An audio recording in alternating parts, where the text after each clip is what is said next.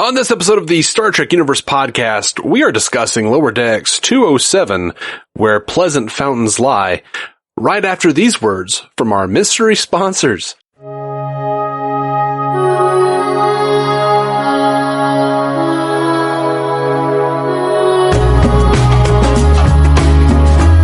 Welcome to the Star Trek Universe podcast, the podcast where you get to listen in on the continuing Star Trek conversation that two lifelong friends have been having since they were 6 years old. My name is Matthew Carroll.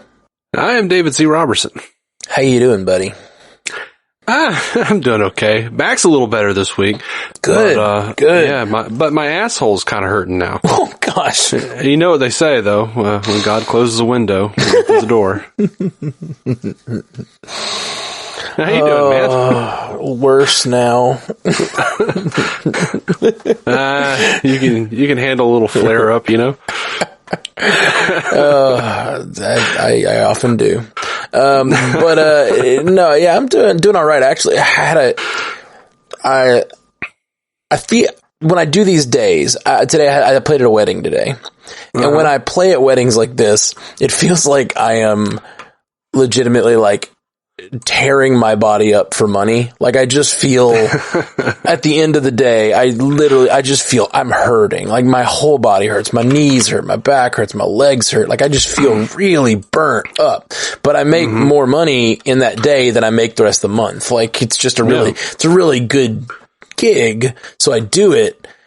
And today our sound guy bailed, and so I ended up with like double duty. Basically, I had to be our sound guy and the lead singer or whatever. So like I just had to do a lot of work and didn't get a break from like basically 10 a.m. till midnight. So yeah, I am very exhausted, but I feel good though that to have it. I feel good that it's over with. Yeah. Very happy to be done with it. I've been stressed about it. We haven't had weddings in the last couple months for whatever reason, and the heat in the summer keeps people from doing weddings, really. So it's finally cool enough to do weddings again, and like, yeah, I get nervous when I haven't done them in a while. Yeah, no, that makes sense. I get nervous every time I do a podcast. Yeah, I get that. Like, I get sick to my stomach before every recording. Really? Like, I've never done this before. I've done, like, probably, 800, 900. Well, I mean, I've done, close, about 650 episodes of DC On Screen. Yeah. Over 100, almost 120 of this show. I've done several guest appearances. I get nervous, sick as a dog before every one. Really? Interesting. That's really interesting. I do not. I get nervous. So here's the thing I've learned about nerves for me, and this is obviously not the case with you. For me, nerves are whenever I haven't done something in a while, or like if it's not a normal part of my day, like if I'm not used to doing a certain thing, I get nervous. So if I haven't done a wedding in 2 or 3 months, it feels abnormal. It feels like I haven't done it in a while. It just like, I get super nervous.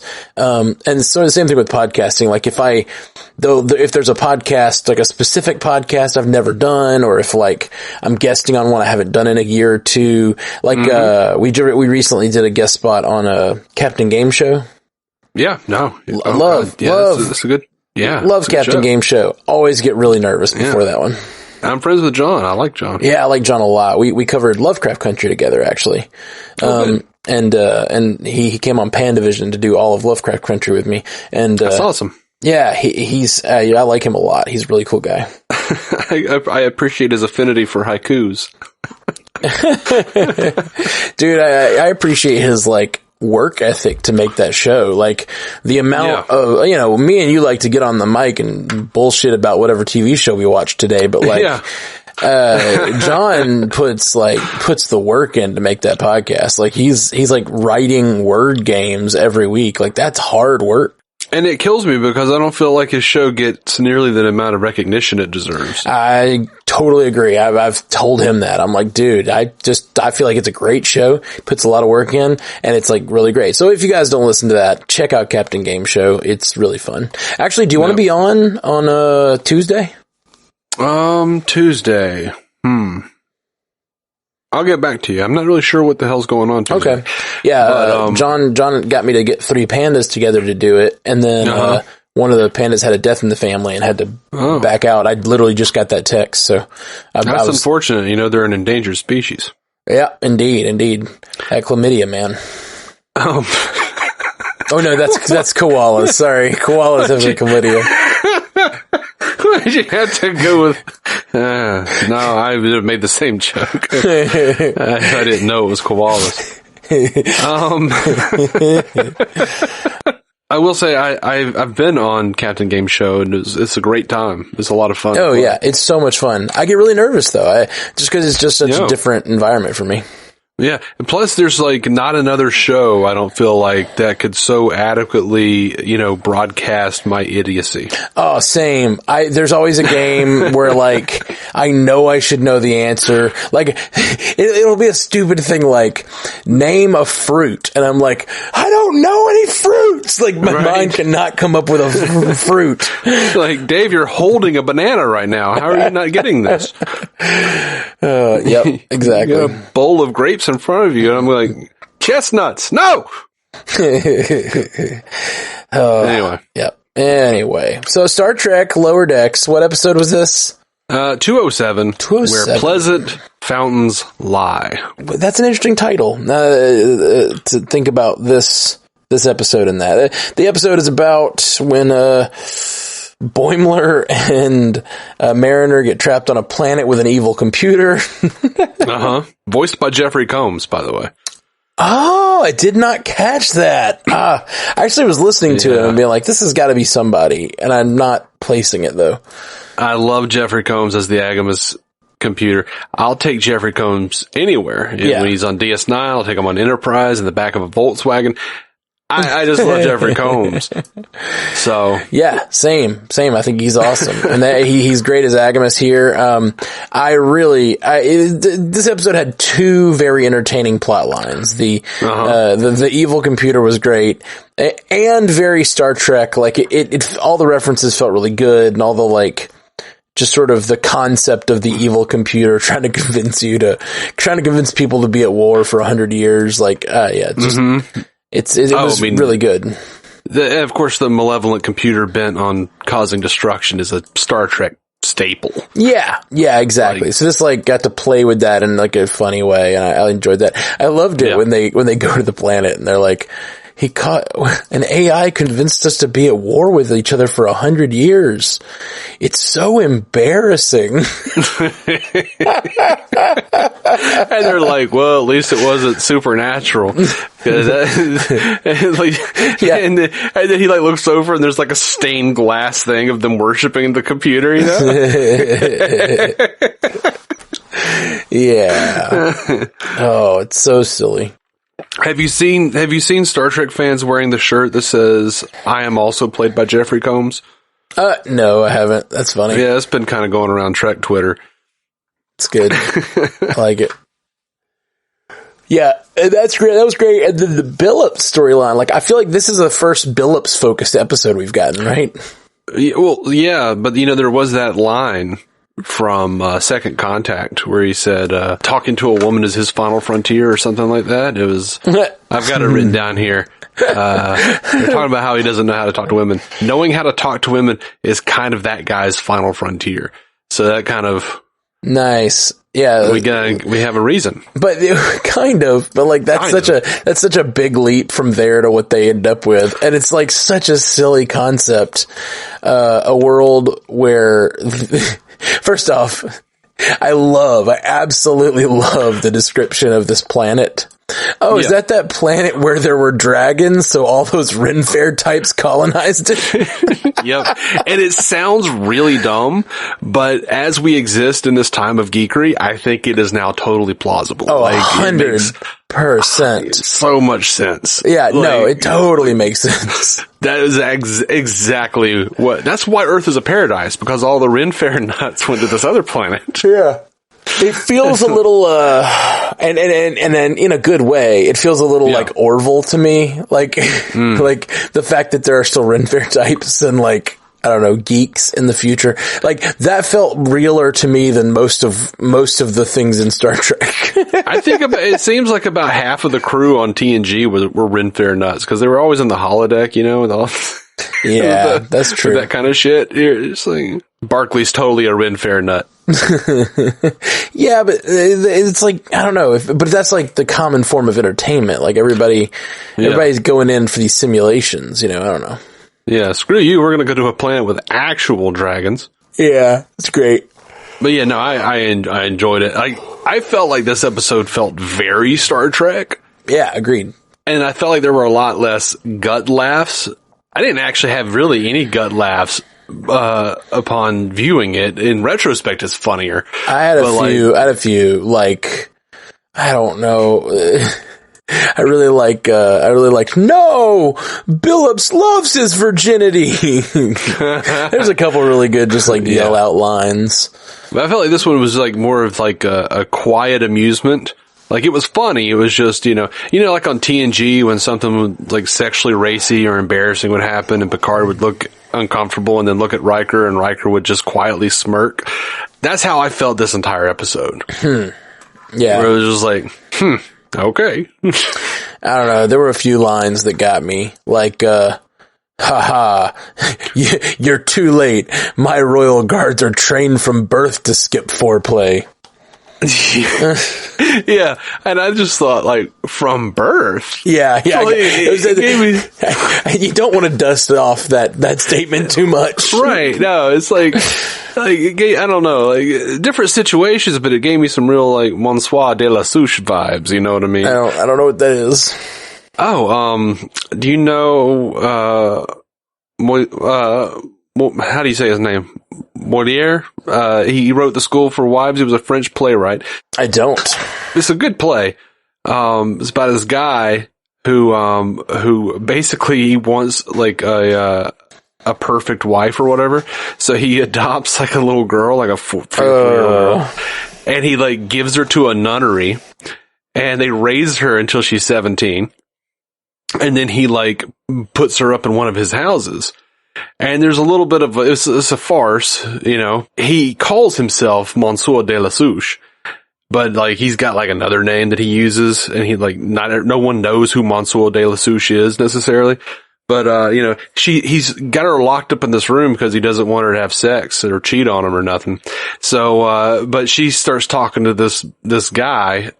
She meets this boy outside of her window. And like, it's a screwball comedy where he just keeps screwing up and like not being able to like get her to marry him, but also he's trying to keep her from this guy. Anyway, it's funny and awful and gross, and he's, a terrible, horrible person. But that's just what it made me think of, is like, gave me those kind of vibes, like, ugh, from birth. Yeah. Oh no, I agree. I like laughed really hard and then considered it, and I was like, that's not I'm not gonna dig into what that would actually mean. You're right. Yeah. No, you don't want to do that. I mean, that you can imagine a non-problematic way of that being the case, but like that's not, like they just train them to not, have any, what was the thing where you delayed gratification and stuff like that? Like, no, you just always go right for the cookie. Don't wait. Shit like right. That. And then eventually it turns sexual. Well, I hate to be the one to bring this up, but I'm going to, because oh no. It is a very Star Trek concept, as envisioned by Gene Roddenberry.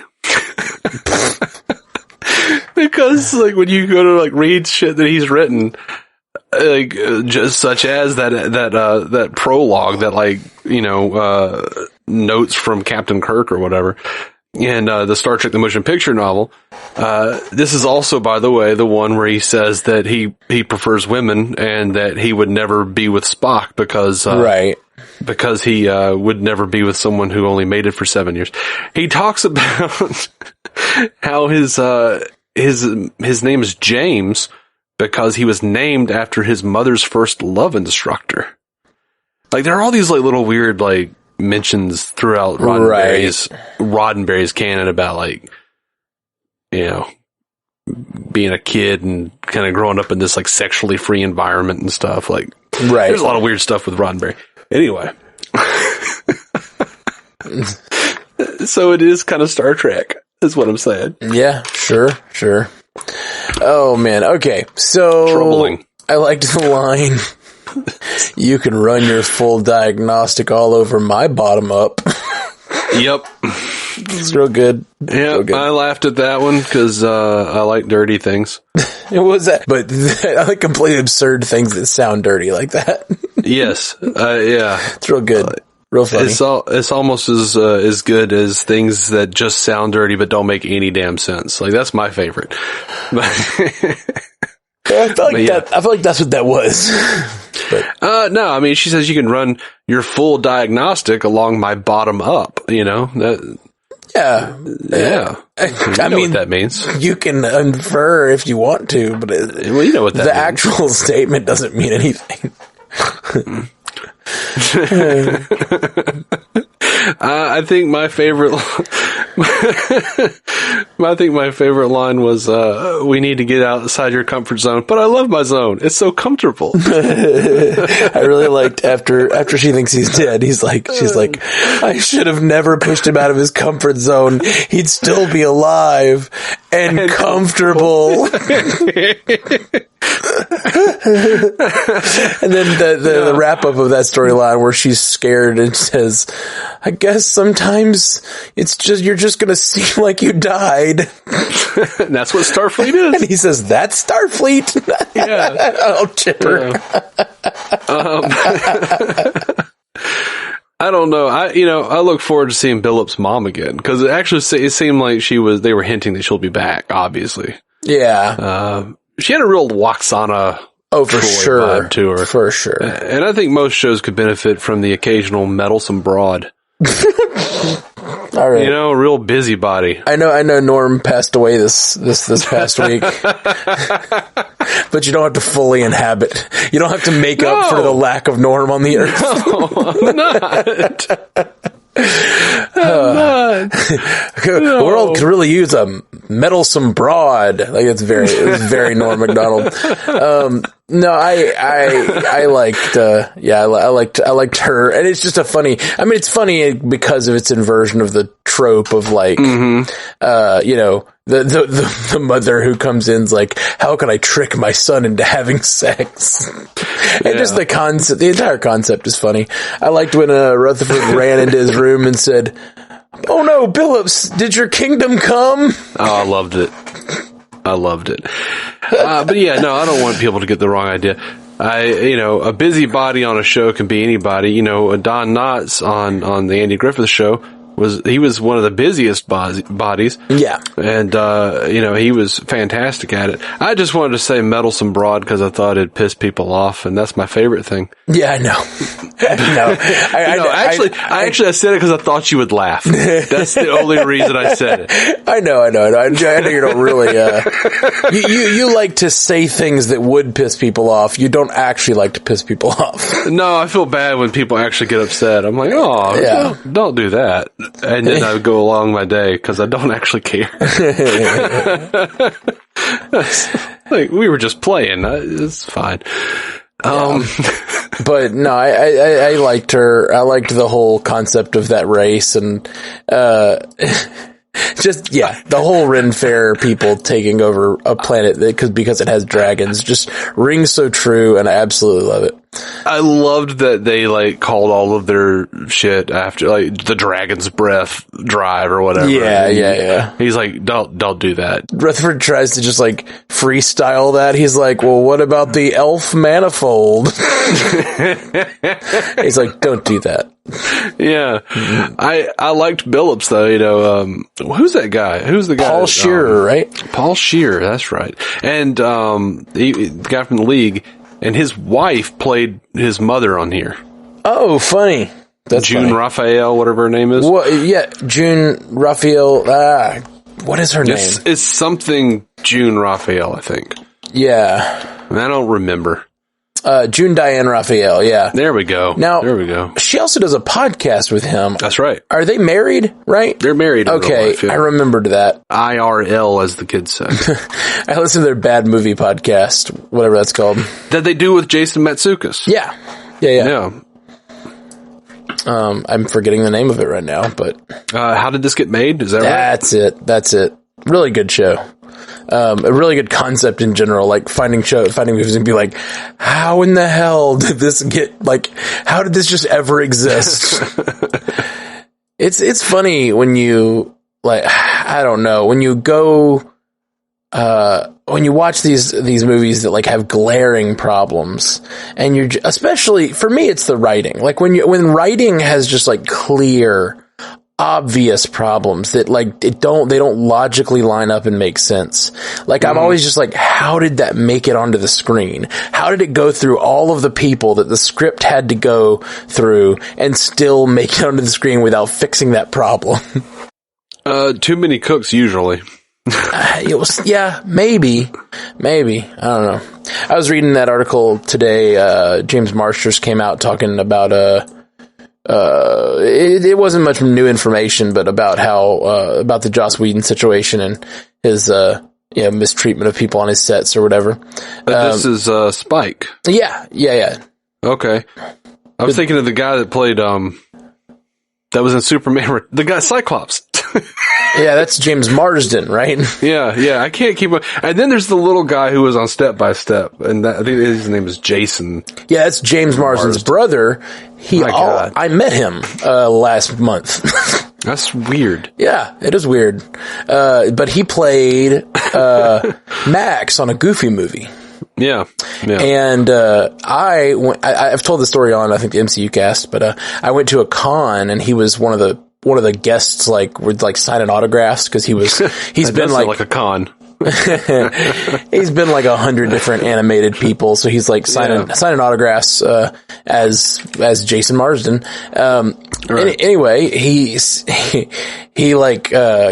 walking by, and I was in a room watching a bunch of preteen girls do lip sync contests. A lip sync contest. That doesn't sound good out of context. No, believe me, it didn't look good out of context. No, it does. No, it was my niece. I was with my niece, and she wanted to do the lip sync contest. So I sat. No, if you're with a little girl, it's okay. Here's the problem: sense. About halfway through the lip sync contest, she decided to go to the bathroom, and Kelly Mancachi was with us.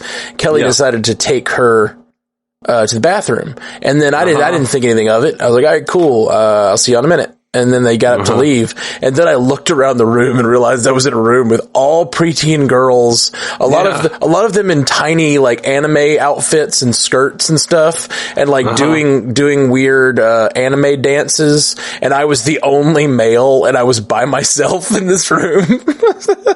I was like, this doesn't look great. No. There's no fault of my own. It's nothing actually amiss, but it definitely didn't look great.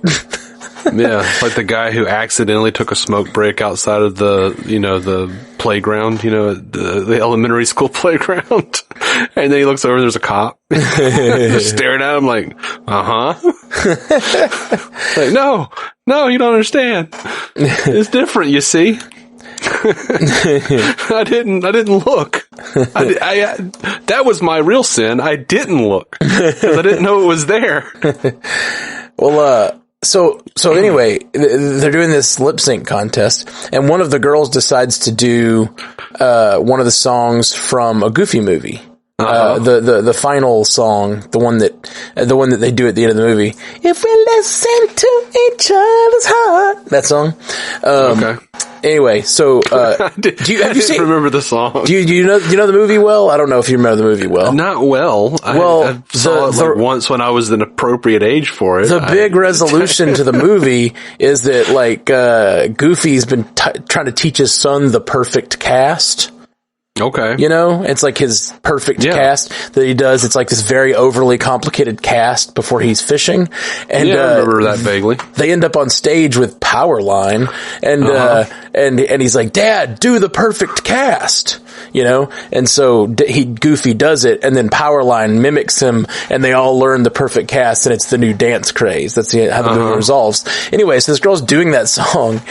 And Jason Marsden comes running in the room from the other room, and he does the perfect cast. And like, I don't it's weird how much it affected me. It's weird how gleeful I was seeing the guy who played Max, because that's one of my favorite movies when I was a kid. Like, I loved that movie. Yeah. And I watched it like 50 times at least. That's a lot. I watched it like half of it one time. I think I saw when I was a kid. I'm pretty sure I did. On TV. It's one of those that, like, I feel like I missed a lot of people, but, like, I absolutely love it. And, anyway, so Jason Marsden is standing in front of me doing the perfect cast, and it was, like, weirdly, like, super, like, joyful moment. Like, it's like, oh, it's the guy, and he's doing the thing. And so I took a video of it and everything. Actually, I sent it to Bethany. Okay.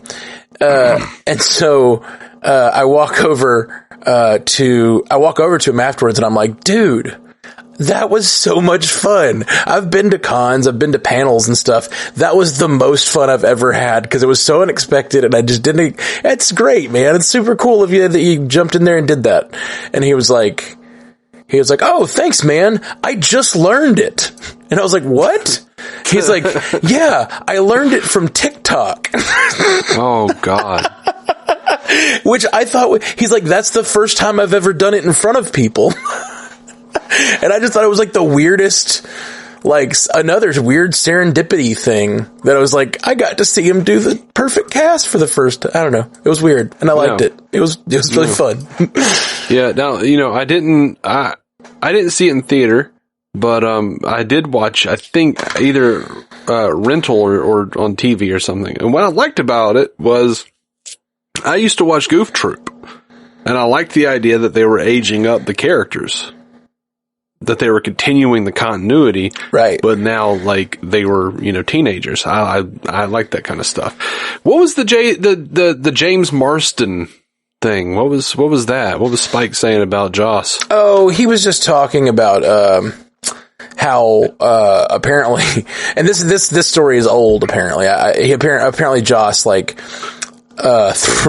pinned him against a wall one time and said, like, no, you're not supposed to be some fucking romantic vampire. They're not supposed to like you like that. You're supposed to be an evil vampire.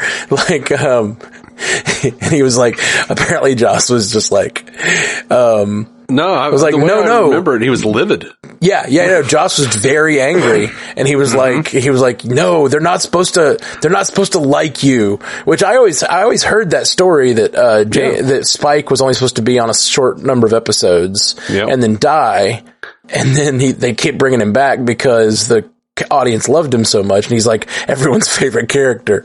And and I actually found it very interesting reading this article, because apparently Joss, the reason Joss was so upset, according to this article, was that, like, he truly believed that, like, they shouldn't revel in the vampires on that show, because they are supposed to be like a pure representation of evil. And so like, which I kind of love that, like, I mean, a spoiler alert for Buffy, but, like, I love that storyline, and it actually made me really think about, you were just mentioning, about Too Many Cooks, right? And I think that's what sent me on this very weird rabbit hole where I've gotten to Goofy Movie and back. But, I was thinking about that Too Many Cooks idea, because, like, Joss Whedon, I love Joss Whedon's stuff. I've loved it for a long time, but, like, Spike is one of my favorite characters, and a lot of that is because of the redemption arc he gives him. And it's like redemption, but he's still him, and it's, like, really, really well done. And I think of that as, like, I think of that fact that, like, he didn't want Spike to stick around, and like, that's probably the network telling him, like, no, you have to keep this guy. The fans, he's really, he's really rating well with the preteens or whatever. You got to keep him. And then, you think about that Too Many Cooks thing, and sometimes, yes, that can be horrible, but sometimes, like, these guys who think they're absolute geniuses, like, and we all think they're geniuses at times. Sometimes they need those guys that are, like, forcing them to do something they don't want to do, because then they come up with, like, a clever way to do it, Oh, absolutely. Like, I've got this book here. It's called Batman Animated. And in this thing, they detail all the ways that Fox Kids and subsequently Warner Brothers for Kids WB, put restraints on Paul Dini and Alan Burnett and Bruce Timm. Mm-hmm. And, so they had to find creative ways of showing things and doing things on Batman the Animated Series. And now they just have free reign and they can just do whatever the hell they want. So they make these like movies that are just like kind of weirdly over sexualized and just don't have nearly the same impact that the old show did. And I'm like, I never thought I'd say this, but I need a Fox Kids censor in here. I don't need to see Harley's nipples. Someone call an adult. Someone get a Fox censor in here.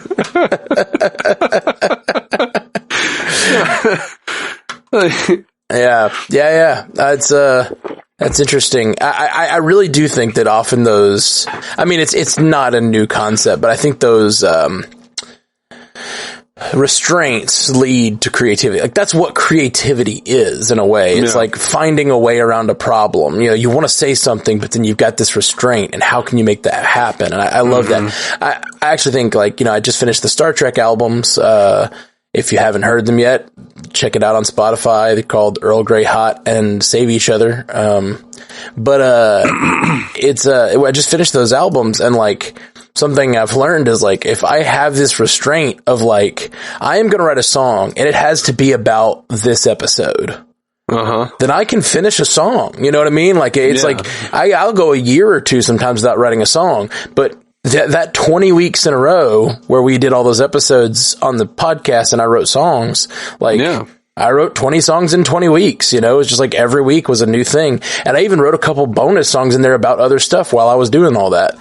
And it's just like, when I have that restraint of like, it's got to be about this, it's just easier to be creative when you have obviously you have a goal in mind, you have some like sort of a place to start from, but you also just have the worst thing is just, everybody talks about hating the blank page, and, if you just sort of give yourself these sorts of projects, I listened to a podcast from the guy who does Sleeping at Last. You know what I'm talking about?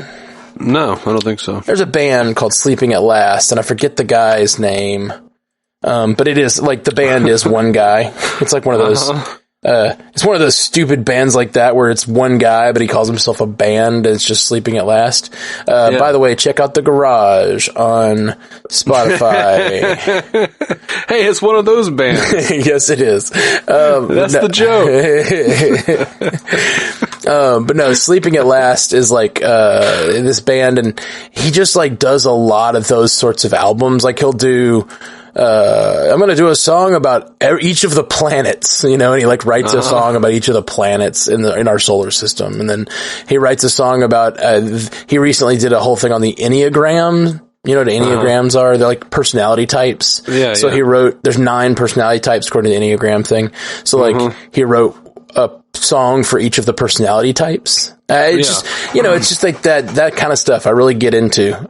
Yeah, I really like that with Sufjan Stevens, how he did every album was a state. Yeah. Now, I don't care for his music.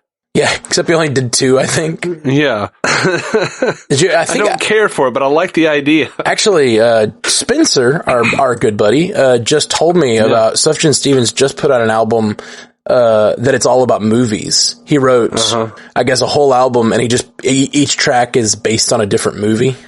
Yeah. And that's really cool. And apparently, I think it's a few movies we like too. Interesting. So I've been meaning to check that out. Yeah, I draw and I write and I try to do some creative things. And I find, a lot of artists say like, oh, you can just go wild, be as creative as you want. I find I'm much better if I have some sort of horrible, stringent rule set. Because like I actually finish drawings when I'm like, I can only use this brush in Procreate. Like, what are you going to do with it, Dave? Right, yeah. Like, you can change the size or the opacity. You can turn the pencil on its side and do it. You can, you can alter the brush, but you can only use that brush. Like, I set up weird things like that for myself just so I'll finish something. Yeah. Because with too many options, I can't get anything done. That's the thing, man. It's the blank page. It's the idea that there's just like, you can do anything you want, and then you just don't do anything. That's just how it is. I think the most I've written, probably in the last 10 years or so, is I just went to Google Maps and like chose a random place. And they picked some random place in Louisiana. And I just like researched it deeply. I was like, the whole story has to take place in this town. And I got bored, of course, but it was the most I'd written in years. Yeah, man. We've clearly left behind Star Trek long ago in this conversation, but you know, it's the creativity is just, there's so many different elements of keeping it going. Like, yes, inspiration and finding it and finding your, it's like, because I write that way, the same way that I just talked about Sufjan Stevens writing, and because I write that way well, where I have this particular thing I'm going to make, and I make that thing.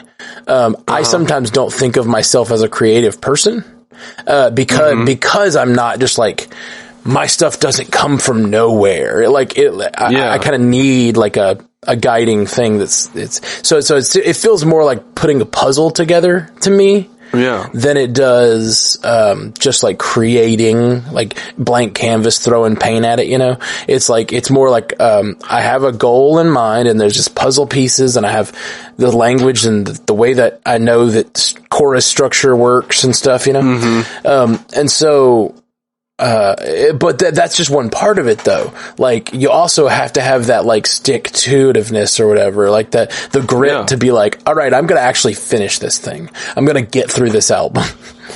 And I think there's a lot of emphasis put on creatives creating things out of whole cloth, and I'm a big believer in there's nothing new under the sun. Just everyone's got muses and references, and like anyone who actually does anything, who actually accomplishes anything, if you're very good and you're very up on your pop culture, you can see their inspirations and what they took from. But most people in most of the general audience is going to go, oh, they're brilliant. Look at that. Look at what they created. No, they didn't create it. They cobbled things together and made something they would enjoy or would try to enjoy. I think that's the best we can really do, honestly. Yeah. Yeah. But I do have a couple more bits for the Star Trek episode. Yeah. Throw them out. If you want to go. Throw them out. I got through mine, that. So I just, when we started going down rabbit holes, I wasn't being restrictive. Yeah, no, I you know. I love the bit where she referred to Agamas as the 100-year-old router.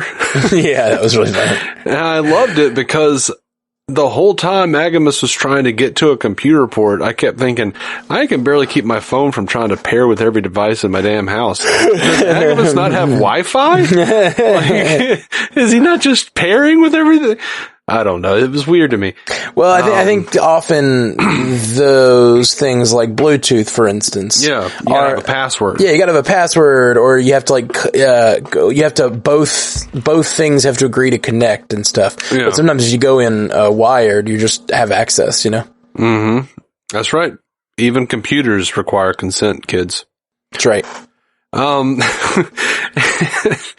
Did you see that one of the evil computers in the Daystrom Institute just had like the CBS logo on it? No. And I want to know what that computer does. Does it just subdue people with mediocre CSI spinoffs to create a docile population? It's just like, oh, here's another Big Brother spinoff. Oh, yes, yay. It actually does do that currently. Yeah. Oh, yeah. As soon as I get off with you here, well, not get off with you because, you know, we've been friends a long time. I think it ruined the friendship. Yeah. But gotta protect the friendship. That's the only reason. I mean,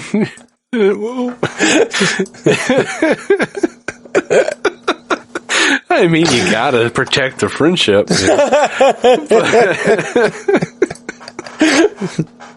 As soon as we're done here, I'm going to watch a couple episodes of Big Brother with my wife. So, like, man, it's been good this season.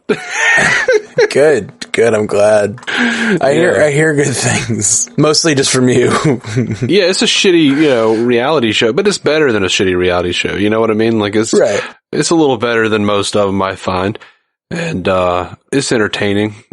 It's just counting down the hours to death. And along the way, me and my wife can go, "Oh, I can't believe they did that." Did you see Kylan sniffing those tortillas? Like, he was rubbing his face all over him. What a freak. Glad he's gone. Yeah. It's real silly. Anyway, that's all. That's all I've got, man. Yeah, man. I enjoyed this episode. It's good. Yeah, it felt like old Star Trek for whatever reason. Yeah, I get that. It did. It felt a little more grounded than some of the episodes for sure. And another old staple, the crashed shuttlecraft on a desert planet. Yeah. Although they just mentioned it last week, but like I really thought they might be on like Khan's planet or something. Were there any other? You mentioned the evil computer that looks like CBS. I feel like there was a lot of opportunities. Were there any other evil computers in there that like were from any episodes? Did you notice? I didn't recognize any. Okay. I have to admit I was a little bit disappointed. Not really disappointed because I shouldn't expect it, but I'll just say it this way. I would love a follow-up because they brought up Landru last year. Mm-hmm. From Return of the Archons. And he had that like big like coiffed queefy hairdo. And he was an evil computer that was controlling a population. I would love to see a sequel to I would love Landru to return. And I kind of felt like, I don't know, Agamus. I could have dealt with Landru though. Like, can it be Landru? Okay, right. But yeah, it does. That's fun too. Like, I don't need Lower Decks to be just nothing but a reference farm. And this one didn't feel like that necessarily. So not too much. There were definitely lots of references. I do think it is kind of a reference farm, but like I don't mind that. I guess it's like a thematic reference farm, or a situational reference farm. It wasn't like where you like they literally have just like constant references, both verbal and in the background. It was not as bad as other episodes, and I say bad because we're sort of talking about it in a negative way. I don't think it's bad when they do that. I think it's fine, but like it wasn't like Spock 2's giant corpse falling on them, right? But I mean, there were things like we should bury it, like they did Data's head. There's a lot of little things like that. Data was in a cave. Yeah, there was that. But I love that idea too that they do in their show, and I'm sure I've said it before. I like the idea that the shows that we've been watching, are their real world heroes. Are their real world heroes? Yeah. And there was even like I said, I think I've said before in that Captain Kirk thing that Roddenberry wrote, like he was like basically he described the original series as like historical things for children or something that have been exaggerated over the years. I like the idea that they're like the Sully Sullenberger movie. Like they just have like Star Trek movies in the Star Trek universe that kind of are like, totally. Hey, look at this. It's a fun idea at the very least. And with the plate of Tom Paris plate, they have like the freaking merch and stuff. Not only like do they have the stories, but it makes them all kind of fanboys of. I mean, Boimler is definitely a fanboy. And you've got when I was a kid, they would come on. I don't watch television anymore, so they might still have this kind of stuff, but they would be like, "Oh, if it's 7 easy payments of $19.95 to get the collector set of the Revolutionary War look at these plates. There's George Washington crossing the Delaware. Yeah, 100%. It's like, people are like shelling out latinum in the Star Trek universe to see Tom Paris on a plate next to Voyager. I like the concept. Nothing about it's silly as shit. Yeah, it's real silly. I feel like if you look at our real world, you go, oh, most of the shit y'all are doing is stupid too. I got a plate with Bill Clinton's face on it. I almost said dick. I was like, that doesn't make sense. What? Yeah, man. He was a disgraced president. Why would you want his face on a plate? Yeah. No, I don't want any president's picture on a plate. This is my dick pic plate. It's just like Richard Nixon's face. All right. You did it. I did it. You pulled it off. All right. I feel this one has run its course. I think it ran its course about 30 minutes ago, man. Yeah, it's true. It's true. We got through we finished talking about Star Trek a while ago, mostly. But yeah, this is a good episode. Yeah, I'm they down. Don't tune in like for Star Trek, man. They tune in for this. Yeah. They tune in for our chemistry, our camaraderie. I don't think that's true. The 30-year-old friendship. That's what they've. That's the hook, man. That's the hook of the show now. Yeah. We're just curving into it. For a while, it was like, no, let's get real serious about covering Star Trek. Yeah. And we're going to cover Star Trek. It's hard to be serious about covering Star Trek when Star Trek that you're covering isn't serious. Well, and sometimes when there's 10 minutes, 10 minutes to say about Lower Decks, we're going to talk for 50. It's just going to happen sometimes. Oh, you know what we should have brought up? The fact that, Mariner is sabotaging Boimler's career for her own, like, personal, like, selfish bullshit. Yeah. Well, is she though? She has maybe he's not really ready, but he seemed like he was ready this episode. Yeah. No, he kind of proved himself this episode to her, by shooting her and like being willing to go where he needed to go to get the things done. You know, I think he definitely proved himself to her in a way that she didn't expect. So that's oh my god, and that got a belly laugh. I forgot about that. Where Agama says, "I will blind you," and then like he just flickers the lights, you know. He's like, "Oh yeah, all you have control of is the dimmer." That was really good. It was really good. I will blind you. But yeah, like they did some character development here. No, for sure. We didn't really talk about it, I guess, but yeah, that's definitely in there. I'm enjoying all the character development on the show. Star Trek Universe podcast wade through teams of shit to get to us talking about the show as an afterthought. Listen. We mostly talked about genre fiction stuff, mostly. Yeah. Yeah, it's fine. I just forgot. And Tandy was very worried that Rutherford was dead. I feel like she's gonna, I don't know, get up some nerve to hop on the disco stick or something. Hop on, man. I don't know. I don't know what that means. I was trying to class it up. Well, it does seem that she realized how much his death would mean to her, and that seems like it might lead to us. To them having a deeper relationship, and I'm guessing that could mean romance in their future. I mean, there's a reason it's called deeper relationship. All right. Well, it's really late. It's my bedtime. No, man, I'm just teasing you. No, it's fine. I understand. Well, guys, thanks for hanging out. We'll be back next week with more Lower Decks. This has got 3 more weeks of Lower Decks, and then we get to Discovery starts back. Oh, Prodigy. No, it's Prodigy. Oh, wow. Okay. Yeah, it's Prodigy, and then Discovery is in November. So How long is Prodigy going to be? Are they going to overlap? I don't know.